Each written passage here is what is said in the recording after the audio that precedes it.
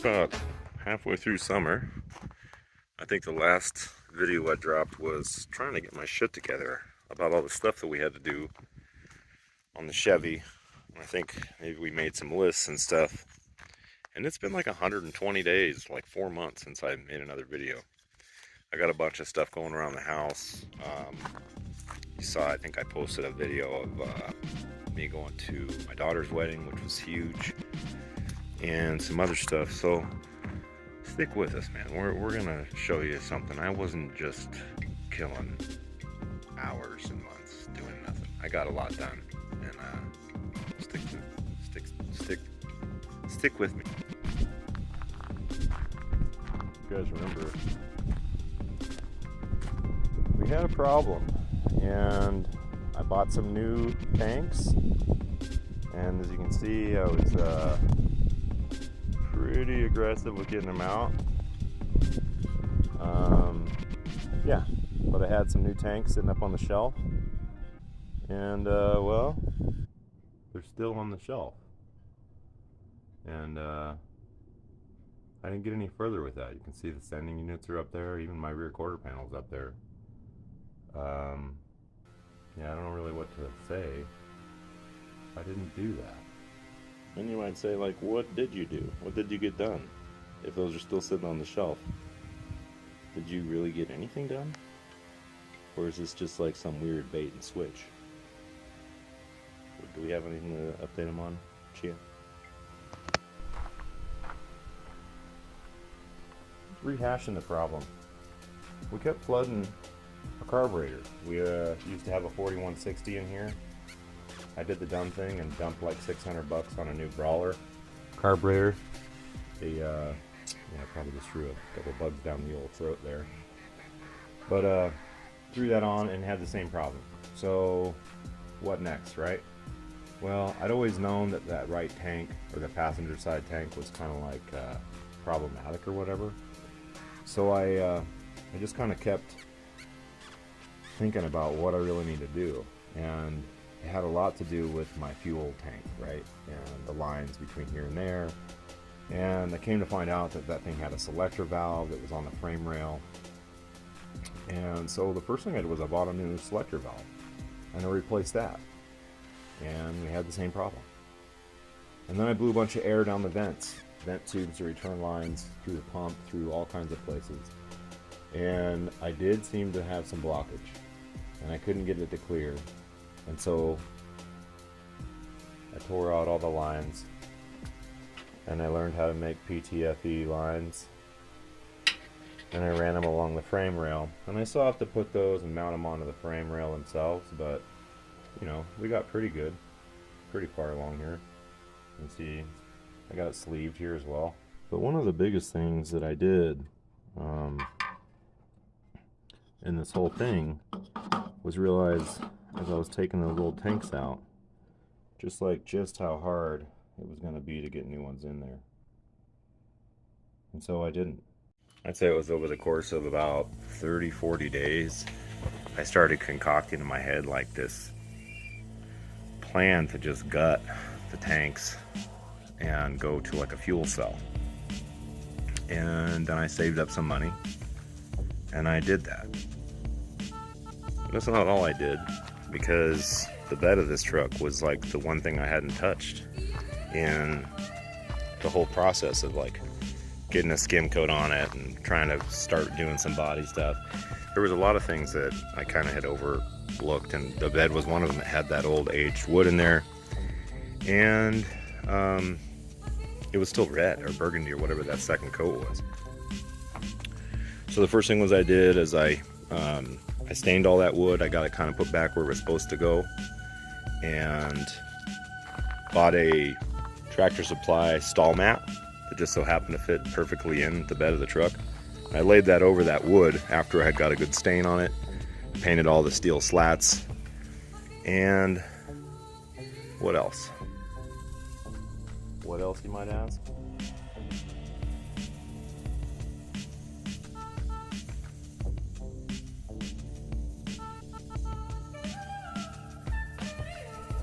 I got the fuel cell.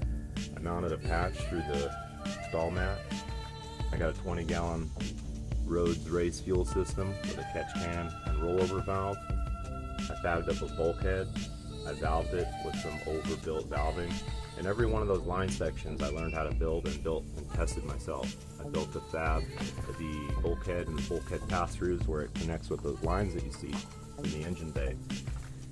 And now the only thing I have left to do is get this fuel line buttoned up on the inner rail, tear out all the old 3/8 fuel line hosing all the way up to that gauge right there.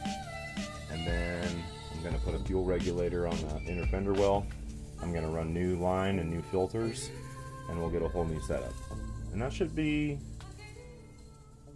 that for the fuel system. Wow, Joel, that's a lot. You did a lot in 4 months. You got a lot done and had to design a bunch of stuff and learn a bunch of new skills and grow out your cool cheek beard that will never match right. Yeah, you're right, I did all those things, but it's not the only thing I did. While I was in the middle of that, as you can imagine with the ADHD, I planned like 67 other phases of this stupid truck. One of which was I bought a new steering column, chrome one. I developed, ordered, and staged a dual battery system in here with a red arc isolator and Optimas, and a high output alternator from JS Alternators with powder coating, and a powder coated bracket, and all of the vacuum hoses, and all of the vacuum lines, and all of the heater hoses, and all of the clamps that go in, and distributor cap, points, rotor, module, and I'm looking at it behind us here. Yeah, so we have the big 3 dual battery setup. You can see I got another battery tray in here. In here I've got steering column, hoses, kind of peripheral stuff, valve cover, header bolts. I've got window regulators. In this one it looks like I've got the heater hoses in there. And here on this styrofoam is the new chrome steering column. But yeah, I got ahead of myself again. But I stopped because what I was about to do when this fuel system thing got hard was I was about to start doing something totally different. You know, I had put the Chevy in here to do the interior and get that sorted. And, you know, we got some videos up for that. We got this thing looking pretty good in here.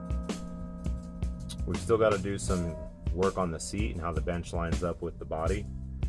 As you can see underneath the steering column, I've got my neutral safety and my ignition switch hanging. I've got a new 3-gauge cluster to mount and plumb. I've got to get my dash put together and some final trim pieces you can see on the dash there. And of course the steering column project.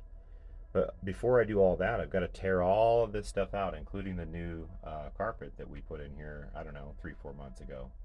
And I've got to run the audio-visual portion of this project. I also got this because it's red. Not because I have a badass rear end in that differential, but because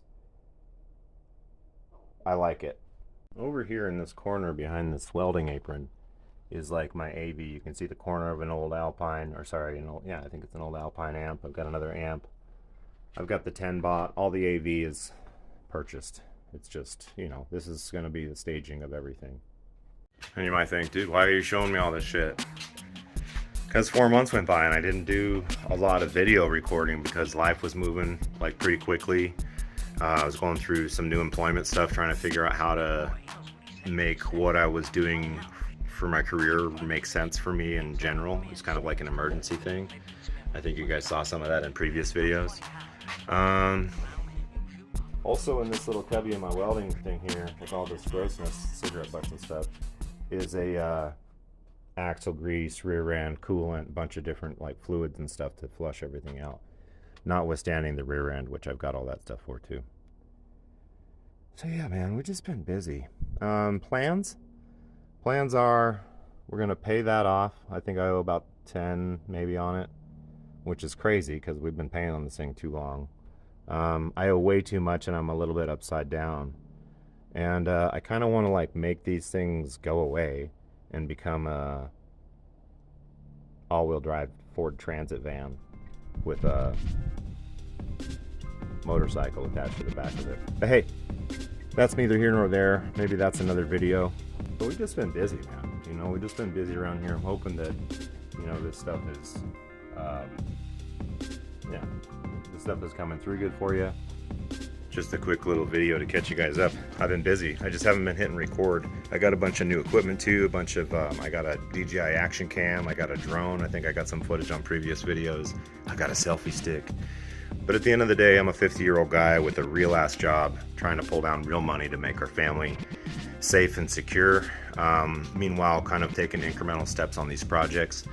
First thing I see when I look at this engine bay is that radiator. I have no interest in keeping this cobbled bitch ass radiator in here when I get this thing dressed up fully. So hopefully when the weather cools back down, I'll get back busy again, and we'll get some footage going. It's a lot easier for me to put in longer hours and set up the camera and stuff when it's cooler out here, because the only work I'm doing when it's hot out here is just like grind mode. I'm just like not interested in doing all the extra stuff it takes to make a video.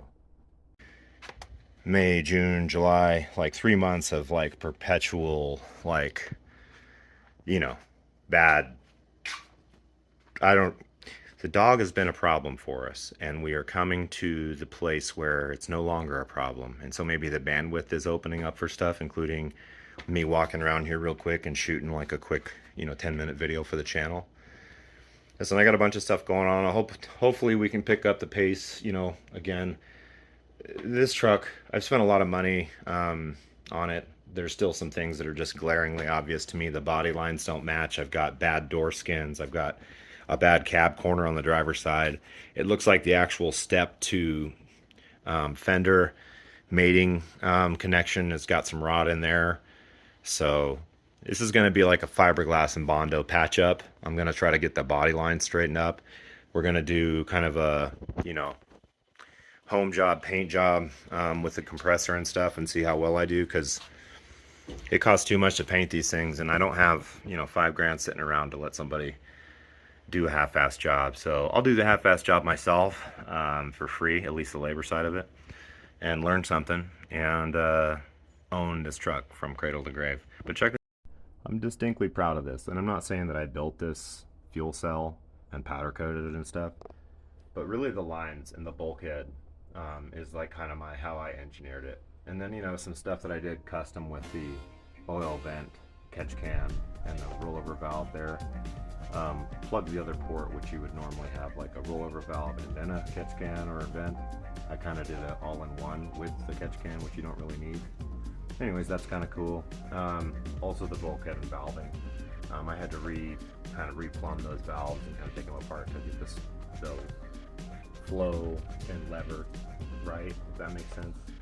They were kind of like fighting each other, but now they work really good if you look the way I've got them lined out. That's your return, at least in my head, and that's your supply. Also, I bought this really cool billet fire extinguisher mount for my new chrome fire extinguisher that I was going to run back here, but they don't match, so I'm kind of irritated, and I'm going to see if I can kind of home machine that other billet thing, and I'll show you here in a second. This is like the state of my workbench right now. Okay, let's see if I can get some glass. Here's that billet fire extinguisher, and it's this piece here. It's too thick to get around the neck of that other one. But if I take this off, which you can, and somehow get that milled down, it would hang in here. And then I just need to line this inner ring with like some cushion foam, and it should work. I might stick with this plan, because this has looked really cool. It's kind of got a brushed aluminum look to it. It's like billet stickers. For the longest time, I kept planning to make and do a solid window in the rear of the Stepside, because I have the old slider and the locking mechanism or the clasp mechanism is broke. But that's again, just another thing that I got to put together a couple of $300 to have somebody come replace for me.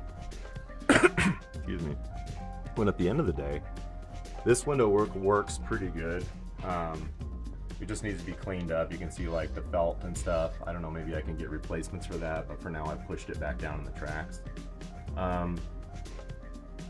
Yeah, as you can see, I was kind of planning on doing a sticker bomb on the window, the big solid one that I was going to put in there, kind of like these guys or some of my other tool benches and stuff. But But because I'm going to delay getting that solid window in there, and the stickers I have, they're okay, but they're not like, you know, I don't know, they're not the best stickers. I just decided to clean up a pane of this slider here and do a sticker blast. Yeah, so we've got just some product markers on here, just stuff I've been busy with. Of course, we've got the old unit. Yeah, it's starting to look kind of rat roddy. We're getting to a place where, you know, all in all, together, it's looking pretty good.